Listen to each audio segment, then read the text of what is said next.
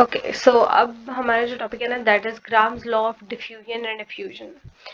Diffusion और effusion जो है वो अपने 9th क्लास में 10th क्लास में पढ़ा हुआ है। ओके, जब हम गैसेस का चैप्टर पढ़ रहे थे। तो मैं एक दफ़ा दोबारा से रिव्यू कर देती हूँ कि what basically is diffusion and diffusion. तो देखिए, डिफ्यूजन को ये कहते हैं कि that it is the spontaneous intermixing of the molecules from of one gas with another at a given temperature and pressure is called diffusion. What basically is the word spontaneous. Spontaneous का मतलब होता है कोई किसी चीज़ का खुद ब खुद हो जाना। ठीक है, कोई उसके ऊपर प्रेशर या फोर्स एक्सटर्नल जो है वो अप्लाई नहीं की जाती ताकि ये प्रोसेस हो।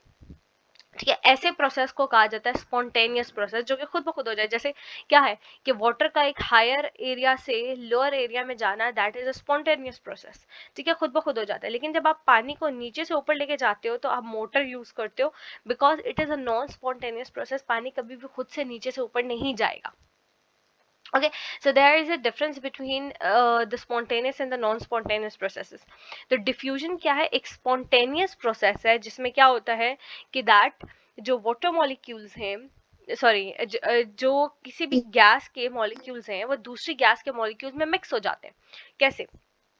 जैसे देखें कि आप जैसे सपोज आप परफ्यूम जो है वो स्प्रे करते हैं। ठीक है, तो क्या होगा कि दैट जो स्मॉल मॉलिक्यूल्स होते हैं परफ्यूम के, वो क्या करते हैं, पूरे रूम में मूव करना शुरू कर देते हैं। इस वजह से परफ्यूम एक जगह स्प्रे किया जाता है तो उसकी खुशबू पूरे रूम में फैल जाती है। बिकॉज क्या हो गया, because of the process of diffusion. ठीक है, अब डिफ्यूजन के केस में क्या होना चाहिए, देखिए, at a given temperature and pressure. यानी ये कि डिफ्यूजन स्पॉन्टेनियस प्रोसेस तभी होगा ना जब आप ना टेम्परेचर चेंज करें ना प्रेशर चेंज करें, ताकि गैस के मॉलिक्यूल्स जो है वो रैंडमली मूव कर सके या फास्ट मूव कर सकें। ठीक है, अच्छा, अब what basically is diffusion. Diffusion की जो मेन डेफिनेशन है वो क्या है कि it is the random movement of a gas molecule from an area of higher concentration to an area of lower concentration. जहां पे गैस के मॉलिक्यूल्स की कंसंट्रेशन ज्यादा है। What basically is concentration, it is amount. ठीक है, जहां पे गैस मॉलिक्यूल्स की कंसंट्रेशन उनकी अमाउंट ज्यादा है, उस एरिया से वो मूव करते हैं टू दैट एरिया जहां पे कंसंट्रेशन लो है। जैसे अभी हम लोग बात कर रहे थे अबाउट द व्हाट, जैसे अभी हम लोग बात कर रहे थे अबाउट परफ्यूम। ठीक है, तो जब आप परफ्यूम स्प्रे करते हो तो यहाँ पे क्या होता है कि दैट उन जो मॉलिक्यूल्स होते हैं परफ्यूम के, उनकी कंसंट्रेशन इस सपोज पर्टिकुलर एरिया में ज्यादा होती है, लेकिन वो क्या करते हैं, वो आहिस्ता आहिस्ता डिफ्यूज करते चले जाते हैं। हायर कंसंट्रेशन वाले एरिया से वो मूव कर जाते हैं towards the lower concentration area. ठीक है, जब वो हायर कंसंट्रेशन के एरिया से लो कंसंट्रेशन एरिया में मूव करते हैं तो हम इस प्रोसेस को क्या कहेंगे, डिफ्यूजन कहेंगे। ठीक है, जैसे उन्होंने फ्रेग्रेंस ऑफ द हेलो। रोज कहा है हसन, कि वो अम, क्या काम है? जल्दी बोलो। ईमान बचे।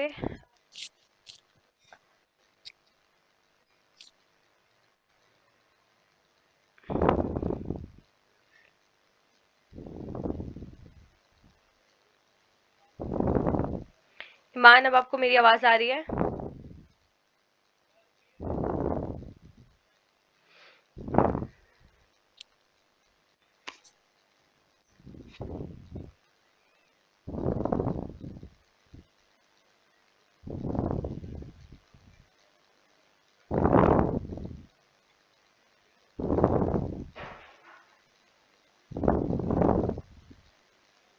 Okay, Iman, am I audible बचे?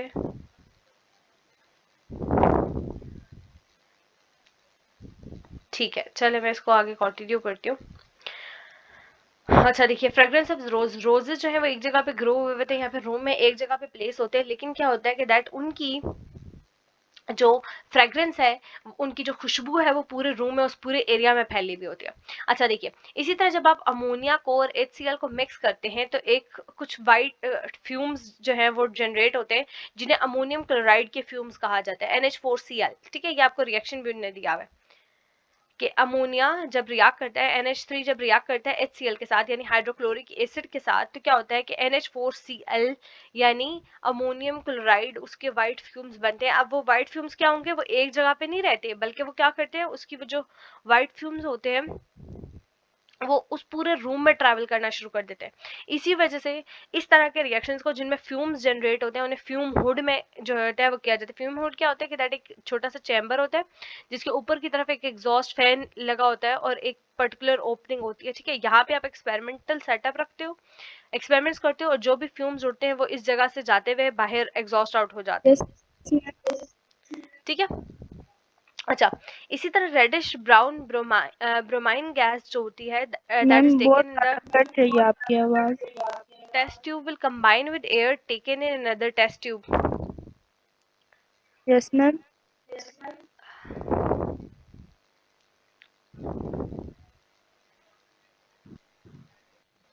Man, am I audible, बच्चे?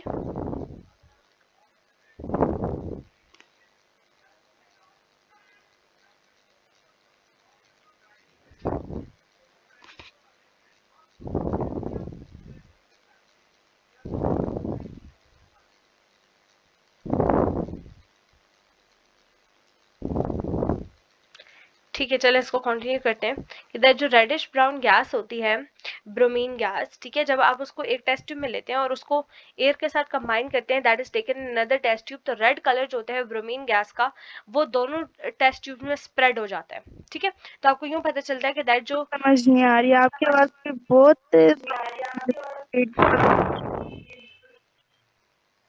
ब्रोमीन गैस है एक टेस्ट ट्यूब की वो दूसरी टेस्ट ट्यूब में ट्रांसफर हो गए हैं, ठीक है। If liquid ink is left in the bottom of the test tube containing water it will spread evenly throughout the water. आप क्या कीजिए, देखिए आप एक टेस्ट ट्यूब लें, उसके अंदर वाटर रखें लें, ठीक है, और उसके इंक यहाँ से ड्रॉप करें। आप देखेंगे थोड़ी देर बाद वो ड्रॉप्स पहले आहिस्ते आहिस्ते यूं गिरेंगे और फिर वो मैम आप पूरे उसमें स्प्रेड होते चले जाएंगे और पूरे उसको जो है वो क्या करेंगे, वाटर को कलर कर देंगे, ठीक है। तो ये भी क्या है, डिफ्यूजन की एग्जांपल है। Okay ma'am. ओके, चले अब सही आवाज आ रही है ना आपको?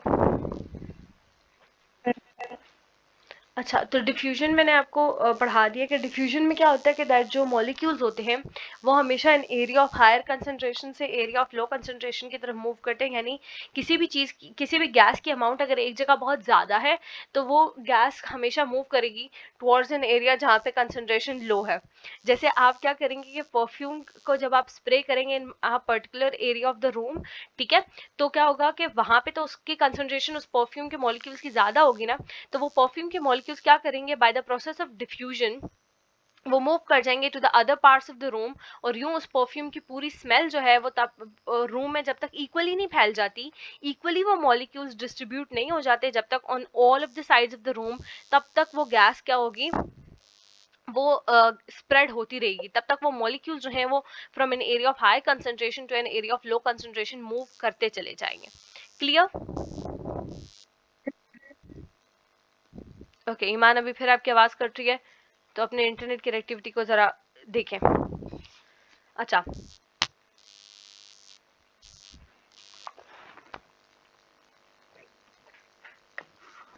अब हम आ जाते हैं towards the process of effusion.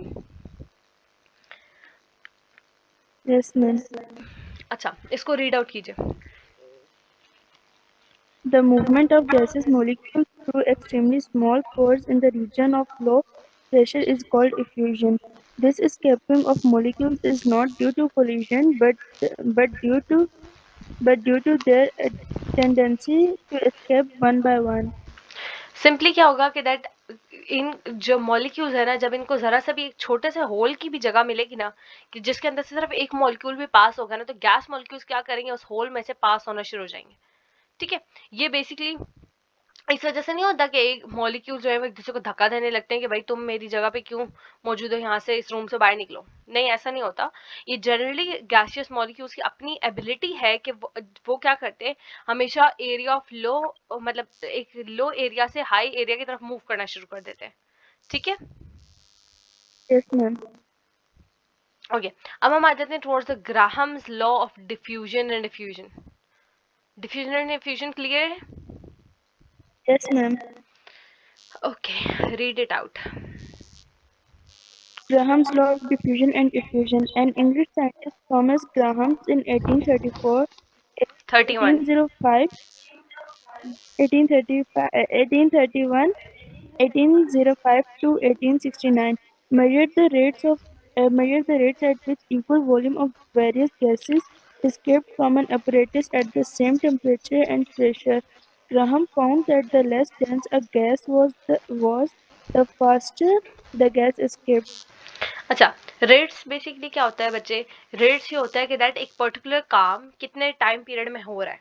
ठीक है, अगर मैं कहूँ कि एक बच्चा जो है वो 1 मिनट के अंदर अंदर 1 पेज पूरा लिख लेता है, ठीक है, और एक बच्चा जो है वो 1 मिनट के अंदर 2 पेजेस लिख लेता है, ठीक है, तो मैं ये कहूंगी कि जो 2 पेजेस लिख रहा है ना 1 मिनट के अंदर अंदर, उसका रेट ऑफ राइटिंग ज्यादा है, ठीक है, इन 1 मिनट।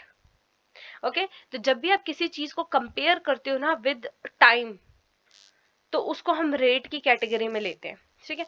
तो अब जो ग्राहम्स था ना, उसने 1831 में क्या किया था कि दैट इक्वल वॉल्यूम्स लिए थे डिफरेंट गैसेस के, ठीक है, और उनको अलाउ किया था कि वो एक apparatus के अंदर से ना एस्केप करें, ठीक है। फिर उसने ये फाइंड आउट किया था कि दैट मैं देखता हूँ कि जो हैवी गैसेस हैं, हैवी गैसेस का क्या मतलब है, या मोर डेंस गैसेस का क्या मतलब है, जिनके अंदर क्या होंगे, ज्यादा मॉलिक्यूल्स होंगे, या जिनके मॉलिक्यूल्स का मॉलिक्यूलर वेट ज्यादा होगा, ठीक है।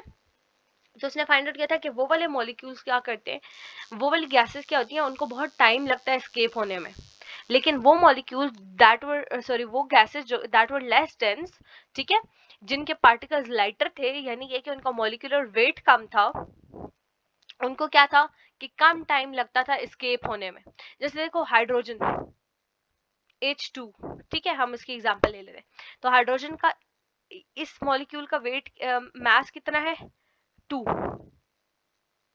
क्योंकि एक हाइड्रोजन का एटॉमिक मास 1 है, दूसरे हाइड्रोजन का एटॉमिक मास 1 है, तो टोटल क्या हो गया, 2 हो गया। क्लियर? Yes, ma'am. लेकिन अब ले लूं मैं अगर इसके कंपैरिजन में नाइट्रोजन N2, तो एक नाइट्रोजन का मास कितना है, 14, दूसरे का मास 14 है, देन इट इज 28। तो ये वाली जो गैस होगी ना, नाइट्रोजन गैस, ये क्या है, ये मोर डेंस है, और हाइड्रोजन की जो गैस है दैट इज लेस डेंस। ये एग्जांपल्स अपने साथ नोट डाउन करते चले जाएं, Yes, और ma'am. साथ में डिटेल्स भी कि क्यों डेंस कह रही Yes, हूँ ma'am. मैं, इसके मॉलिक्यूलर वेट की वजह से, ठीक है।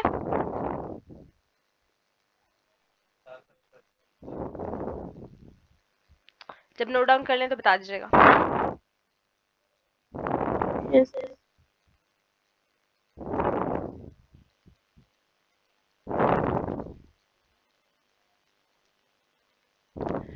Have you written it? Yes, ma'am. Okay, चले अब आ जाए जरा Graham's law of diffusion and effusion की स्टेटमेंट की तरफ। Gram and diffusion of gases. In 1831, it showed that rate of diffusion or effusion of gas is inversely proportional to the square root of its density. In ठीक है, 1848, inversely himself showed that proportional of their density. Clear? ये जो rate of diffusion है या effusion है, वो इनकी density के इनवर्सली प्रोपोर्शनल है, ठीक है। यानी देखो जितनी ज्यादा डेंसिटी होगी उतना ज्यादा rate of diffusion and diffusion क्या होगा, कम होगा। ओके, सेकंड स्टेटमेंट इसकी पढ़ो। the rate of diffusion or effusion of a gas is inversely proportional to the square root of its molar mass. अभी मैंने आपको बताया था ना कि डेंस होने का क्या मतलब है, कि उसका मॉलिक्यूलर Come, मास, चूंकि हम मॉलिक्यूल्स की बात करें जैसे हम मॉलिक्यूलर मास कहेंगे, लेकिन जनरली जो होता है वो मोलर मास से टर्म यूज की जाती है। क्लियर? yes, ma'am. जितना ज्यादा मोलर मास होगा उतनी ही डेंसिटी होगी, ठीक है। इस मोलर मास के नीचे लिख लो मॉलिक्यूलर मास ब्रैकेट में। ओके, Yes, सो ma'am. लिख लिया. मैथमेटिकली ये दोनों स्टेटमेंट्स क्या हो जाती हैं कि that the rate of diffusion and diffusion is inversely proportional to the density, and the rate of diffusion and diffusion is inversely proportional to the square root of the molar mass of the gas, ठीक है। तो अब इस equation में हम क्या करते हैं, प्रोपोर्शनैलिटी का साइन हटा देते हैं, तो हम हमेशा क्या डालते हैं, एक Constant value k. कांस्टेंट, ठीक है। तो आपने यहाँ पे प्रोपोर्शनैलिटी का साइन हटाया इस इक्वेशन 1 में से, ठीक है, एंड इसकी जगह k आ गया, तो k over under root d आ गया। क्लियर? Yes, ma'am. इसी तरह m में से भी आप प्रोपोर्शनैलिटी का साइन हटाओगे तो उसकी बजाय एक कांस्टेंट आ जाएगा, तो it is r is equal to k under root m, ठीक है, and k is the constant of Proportionality. Yes. अब देखो हम दो डिफरेंट गैसेस लेते हैं, दोनों गैसेस की डेंसिटी अलग होगी d1 d2, दोनों गैसेस का मोलर मास अलग होगा m1 एंड m2, ठीक है, और दोनों के रेट्स अलग अलग होंगे r1 एंड r2, क्लियर। तो हम इनके लिए क्या लिख सकते हैं, हम इनके लिए स्टेटमेंट ऐसे लिख सकते हैं r1 is equal to k under root d1, right, and Yes, r2 is ma'am. Equal to k under root d2। ये तो हमने डेंसिटी को यूज करके इक्वेशन बनाई, इसी तरह हम क्या कर सकते हैं, हम मोलर मास को भी यूज करके इक्वेशन बना सकते हैं, that r1 is equal to k under root divided by under root m1 for gas 1। इसी तरह गैस 2 के लिए क्या हो जाएगा, r2 is equal to k divided by under root Under root. m2, clear. Yes, ma'am.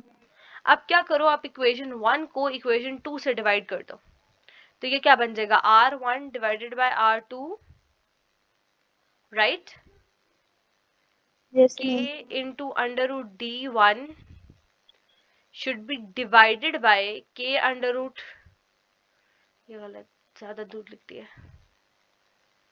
मैं red से लिखती हूँ, आपको होप सो नजर आ जाएगा, k under root d2, clear, Yes, दिखाई दे yes, रहा ma'am. है। Yes, ma'am. अब आप डिवीजन के साइन को हटा के इसको क्या करो, मल्टीप्लाई में कन्वर्ट कर दो, तो ये वाली जो इक्वेशन है वो उलट जाएगी ना, d2 ऊपर आ जाएगा और Yes, k ma'am. नीचे चल जाएगा, right, right it down, multiplication में आ गया, ये साथ साथ नोट डाउन करते चल जाए, under root d2 over k cancel हो जाएंगे, then equation becomes r1 over r2 is equal to, यहाँ पे क्या बचा ऊपर सिर्फ under root d2 Yes, ma'am. और नीचे बचा under root d1, clear. Yes, ma'am. तो यहाँ आपके पास क्या होगी कि ये वाली इक्वेशन फॉर डी डेंसिटी आ गई, Yes, ma'am. Clear. Yes, ma'am. इसी तरह अगर हम m1 m2 वाले बात करें, तो मैं इक्वेशन 1 को यहाँ पे इस इक्वेशन को इस इक्वेशन से डिवाइड करूं, तो अगेन ये क्या बनता है, r1 divided by r2 is equal to k under root m1 divided by k divided by under root m2। Next step क्या होगा ईमान, मैम इसमें जो है, जो डिवाइड हो रहा है ना, मतलब के divided by under root m2 हो रहा है, ये डिवाइड हो रहा है, तो मल्टीप्लाई जब करें तो अंडर रूट m1 ऊपर चला जाएगा, के नीचे आ जाएगा, अंडर रूट बाद में m1 के की। ऊपर नहीं जाएगा ईमान, अंडर रूट m2 ऊपर जाएगा, यस, ठीक है। m2 ऊपर चला जाएगा और के नीचे आ जाएगा, फिर देखो मैम हम के की आपस में ईमान कटिंग हो एक जाएगी। मिनट रुके, हम लोग इसको भी तो उलट सकते थे, है ना, आपको क्वेश्चन आ सकता था ना, यस राइट, मैम। लेकिन साइन यस। किसके पीछे लगा होता है मैथ में, देखो this is one and this is ये, तो आप मुझे बताओ इस वन का साइन कौन सा है प्लस। और इस वाले वन का साइन कौन सा है, माइनस। हमेशा लेफ्ट साइड पे जो साइन लिखा होता है ना जिस भी वैल्यू का, वो उसका अपना साइन होता है, ठीक है। तो देखो इस टर्मिनोलॉजी के लेफ्ट साइड पे ये साइन लिखा हुआ था, इसका मतलब डिवीजन और मल्टीप्लाई अगर हम चेंज करेंगे तो किसके अंदर चेंजिंग्स आएंगी, इस वाले टर्म के अंदर चेंजिंग्स आएंगी, clear, yes ma'am. good, now k and k would get cancelled and the equation would become r1 over under root r, oh sorry, r1 over r2 is equal to under root under root M2 and M1 under root M2 M1. divided by under root M1. Clear? Yes, ma'am. बहुत gun much गया, लेकिन hope so आपको समझ भी आ गया होगा. Yes, ma'am. Okay, चलो अब इस एग्जाम्पल 4.19 को रीड आउट करें. Equal volumes of hydrochloric acid and sulfur dioxide are confined in a porous container. What would be the comparative rates of diffusion of these gases through the porous wall? The molecular masses of hydrochloric acid and sulfur dioxide are 36.5 and 64 respectively. Comparative rates इनमें क्या find out करना है, मतलब R1 over R2 find out करना है. Clear? Yes, ma'am. Okay, now देखो इन्होंने आपको मोलर मॉलिक्यूलर मैसेज दिए हुए हैं, M1 एंड M2 दिया हुआ है. आप सिंपली Yes, क्या ma'am. करोगे, इस इक्वेशन के अंदर पुट करोगे वैल्यूज को. ठीक है, under root 64 over under root 36.5. ठीक है, 64 का अंडर रूट लोगे, 36.5 का अंडर रूट लोगे, और वो वैल्यूज आपके पास आ जाएंगी.